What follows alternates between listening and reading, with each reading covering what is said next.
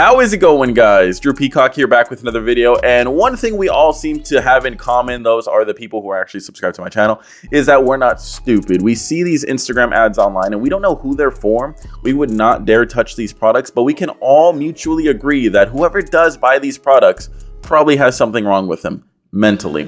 No shame in that. Life is meant to be enjoyed. So if you see something you like, go buy it. But these products just, I don't know who would buy these. Actually, I kind of do. It's usually ricers. It's usually ricers. I don't think all these car products are going to be riced out, but some of them are just so stupid I had to include them. So if you guys see any of these on Instagram, go ahead and send them to me at _ Drew Peacock. You can see it here on screen. If you want to support the channel, pick up some merch. Link in description down below. Use discount code NOTACODE. And let's dive right in. All right, first product. It says wheel cover. These have been around forever, but they're stepping up their game. They're starting to look really impressive, if you ask me. Let's take a look. This is a shitty song. I know it's bad, but it's a start. Riding's really hard. This is a shitty song. I know it's bad, but it's a start. A start to something big or small. Alright, I do not want to hear that shitty song anymore. Chris, cut that shit out. We can't be having that. We will definitely get copyright by the Asian Justin Timberlake. Anyways, hubcaps have been around forever, but they're so realistic now that if you just saw that wheel from, like, I don't know, this distance, whatever this distance is, you'd be like, wow, like, that's a weird looking wheel. It's fucking ugly, but it's weird. It looks like some weird paper mache just creation. Someone crumbled up a ball of paper and just designed it into a wheel. But it looks pretty realistic. I don't know why they would want to cover up the decent looking, like, I wouldn't even call them steelies, but the decent looking wheels underneath. I don't know why you would want to cover those up on a Tesla. Like, look at them. It's almost like TE37's had a vagina sliced right down the middle of each spoke, that is. But yeah, I don't know why you would want to cover that up. I actually think they look half decent, but these fucking fake wheels are pretty damn realistic. They're not as bad as the ones that you see at Pep Boys or AutoZone that just look super tacky. They're not as bad, but if you're still buying hubcaps in 2022, you need to invest in something that's going to actually make you money. Either start putting your mom out to prostitute or something, because hubcaps 2022, not the move. Got to start pimping around your family. Come on, get that money up. All right, this is the worst tool I've probably ever seen. We've seen some bad things on this channel. This one takes the cake.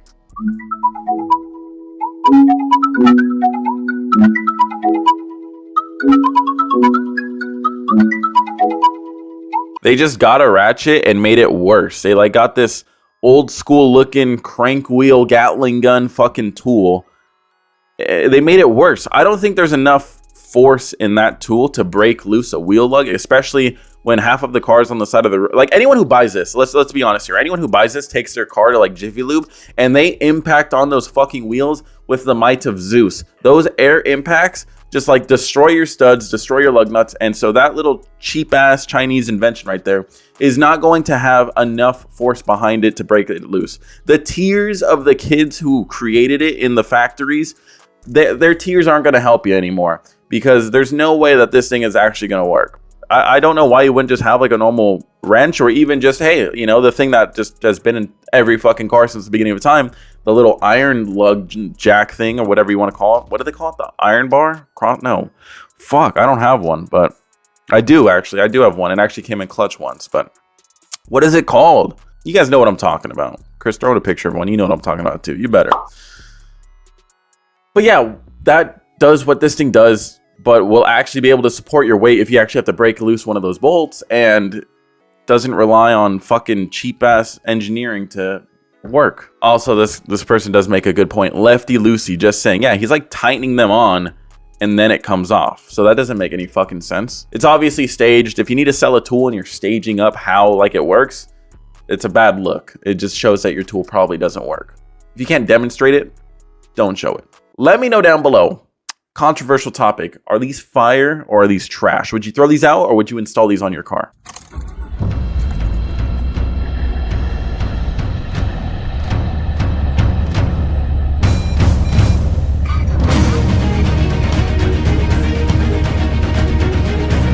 Now, I know my opinion might be a little weird, but I personally don't hate them. I think he can definitely route this mess of wiring a little bit better, but maybe this is just like his first initial turn on to make sure they work, so he might not be done. But I actually don't hate these, like, surprisingly. Now, I don't think you should have 30 of these fucking things on your dash. No, I think if you have a couple of them and it looks clean, it works. But I think they're kind of cool. Like, the way that, like, technology is going, if there's something that is slightly better than what's out there right now, why not use it? These have a lighter frame, which, I mean, small, but a little bit of a benefit there. And you can see through them. So you don't have this blind spot on your dash or wherever, your A-pillar, wherever you wanted to place these. You don't have this massive blind spot. Now, that's not a huge improvement. I know people are going to be like, Drew, I mean, look at them. They're fucking small, you know? Like, my nutsack's bigger than that. And I get that. I do get that. But it's a slight improvement, and it does make your car just have that little bit more of a personalization touch. Now, if you're hooking these up to voltage and to, like, I don't know, your gas gauge or something, don't. Like, please have aftermarket stuff on your car if you're going to use gauges. Like, don't just throw it on a stock car. I mean, if you really want to know your oil pressure, that's one thing. But this probably isn't for you. I personally don't hate them. Would I get some on my car? Probably not, because I usually just get the screens that read everything. I just think that's like the best way to go. But if you're going for gauges and you want to do something a little bit different, I personally don't hate these. It's kind of a gimmick, but it's kind of cool. I mean, think about like red dot sights on guns and shit. Like, you know, people are starting to go frameless and shit. And it's because the technology is there now. We could do that. I mean, look at Call of Duty Vanguard. They were doing that back in World War II, apparently. Fucking goofy ass game. It's still fun though. I'm not gonna lie. All right. Next product. I don't know why people like these things, but these are actually really common.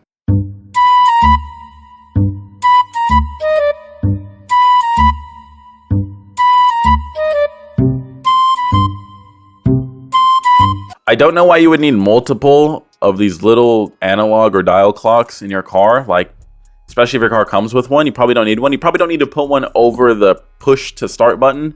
That just seems like a dumb idea. But I don't think you need 4 of them. Your car comes with one right there. Why would you need extra ones? And half the dumb motherfuckers that buy these things probably can't tell time on them. So that means they're probably not even accurate. I mean, if we're looking at these right here, they're not even matched up. This one does not match this one, and this one does not match this one. So what's the real time? Do you want to know the world clock time? Do you want to know when the NASDAQ opens in fucking New York? Do you want to know when I'm taking a hot shower or hot steaming shit in California? Like, are you trying to learn different time zones? Put them on your steering wheel. That is the greatest thing you could probably do, because when your airbag goes off, you'll have 2 clocks in the center of your fucking eye sockets, and you'll never forget the time. So that's a great idea. But probably a bad idea for the company that's selling these, because they're going to lose you as a customer, because you'll be dead. Stupid little gimmicks, just little knickknacks. It's like walking through the Dollar Tree, but for car products. It's like, oh, look at this. You could buy this for $1, throw it in your cart and stick it on something. Stick it up your ass. All right, next product. We've seen something like this before, so I'm not going to play the whole ad just because I don't want to waste your guys' time. Your guys' time is valuable. You guys want to go out and mod your car and do some cool stuff. So anyways, it's a stupid little thing that you put on your tailgate so you don't scratch it when you're throwing shit in. If someone leaves grass clippings on your car in one particular spot, it could be very annoying. So it wouldn't really stop that. It would just protect your paint, I guess. But I don't think grass will really scratch your car. I don't know why you're giving your car a noogie when you're putting stuff in, but I think they're just trying to demonstrate that it'll protect your car. Not an issue I've ever had, but I've never took scissors to my paint either. So if you're ever mad and you're ever like, oh, I just want to stab my fucking car, this might be the product for you. I actually don't really have a complaint with this product, except for the fact that it says sports. It's like a cheap Chinese translation. Like when people get Chinese tattoos and like, you know, they get it on their arm and they're like, oh, it says love and tranquility. And then like an actual Chinese person says, no, that says teriyaki sauce or something. That is very similar to this. Like they probably think it says, oh, exotic or fast, but it just says sports, which is stupid. So if it said like nothing, I really wouldn't care. Okay, these are bad too. These we've all seen at car meets, at least if you live in SoCal. People actually install these on their vehicles. They're little strobe lights that you stick on. I don't know how you turn them on, and I don't know how you turn them off. So you better hope that you have them on the moment you leave the house, and you better hope that their cheap little batteries don't die. They don't even light up that much. Like, look at the fog lights, and you could barely tell that these little fucking things are flickering underneath the hood. Like, it is so stupid. The cheapest technology out there, but of course, probably being mass-produced and just shit stuck on everyone's vehicle out in Thailand and shit. And I mean, I guess, but if you have a cool fake GT500, is this a fake? To me, it looks fake. That doesn't look real. Well, let's inspect. I gotta look at the details. I mean, it's got the GT500 front bumper and grille, but that's not a GT500 hood, but it does look aftermarket. Whatever. I don't care if it's fake or not. We're looking at the shitty product. If you have to stick fucking butt plug strobe lights on the front of your car to make it look aggressive, your car's just not aggressive. No amount of fucking goofy ass lighting is gonna help. All right, this one is just classic. You know, you just park your Ferrari somewhere, someone backs into it. Oh fuck, how do I fix this? Let's just spray paint it. What about masking everything off and getting overspray on shit? No, let's just spray paint it. Spray paint fixes everything. That's how deceiving cameras are. Like, a lot of people post their cars on Instagram and they're like, damn, that shit looks fire. And then you go and you see their car in person, like my cars, and you're like, damn, that shit looks like ass. Like, you go and you look at my Mustang on Instagram, fire. You look at it in person, you're like, damn, who the fuck took a wire brush to your paint? Like, it doesn't look as good. And this just shows how deceiving photos can be. These guys are just fucking raw dogging air spray cans onto paint. And it looks good. Like, right here, it looks good. I mean, you can see the overspray in the grill.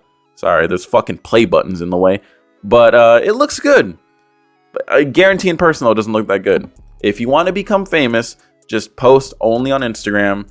And you can hide a lot of shit. You know, whether you're an insta thought and you want to show off your body, there's, you know, very easy to do. Or you have an ugly ass car. Just stand further back with the camera. All right, last one. Do I want to play that? Not really. All right, homeboy's washing his car. Okay technique. I mean, I don't know why you would only wash a certain section of it. But this is the part where I have an issue. So right here, he's washing it, right? You know, car's wet. There's soap. He's wiping it down. He's got a microfiber. Cool. This car is dry. And that's all like dried soap and dried dirt and dried water. And he just fucking goes in dry and just wipes that shit. You know how much swirl damage you've just done to this poor front end on this new looking car? Why would you do that for an ad? Like, you could tell the people who are making these products or promoting them or marketing them, they're not car people. They don't know what they're doing, clearly. And if you saw this product and you thought to yourself, wow, that's a really good product, then you probably don't know much either. Just because it wipes off a little dirt and it hides it on camera doesn't mean it's a good product. I just feel bad for the sad chumps out there that bought this thing thinking, oh, dude, if my car's ever dirty, I could just wipe it off really quick. I've actually done that. Little secret story right here. My older brother, the guy who's editing this video, he had a band in high school. And one of the band guys was like, oh, if you wash my car, I'll pay you. And I was a lazy piece of shit. And I was like in high school and I was like, yeah, sure. You know, let's make it a little more intimate. I was like, yeah, sure, I'll do it. And then so I went out there and I washed half of it with a bucket of water and, you know, a sponge. And the other half, I just mist it off with water and wiped it down with paper towels. And he was like, damn, this shit's real fire, man. This shit's clean. And he paid me for it. I didn't know anything back then. And the car did look clean, but his paint must have been shit afterwards. It was a Mitsubishi Eclipse Spider, so it was a piece of shit car, but funny story, right? I hope he's not watching this video. Sorry, man. Hope you got your car polished after that. But yeah, don't do that. Don't use paper towels on your car either. That's like a double negative. Oh my god, that was a funny story. Anyways, hopefully you guys did enjoy this video. Which one of these products is the worst, and which one would you actually buy? I would actually buy the gauges if I were to buy any of them. And the worst one would have to be maybe the strobe lights. The strobe lights are pretty bad. They don't even seem like they do their job very well. They're dim as shit. So I don't know why you would want to waste your money on that, but who knows? Anyways, guys, let me know down below. Subscribe to see more videos like this one. And until next video, peace.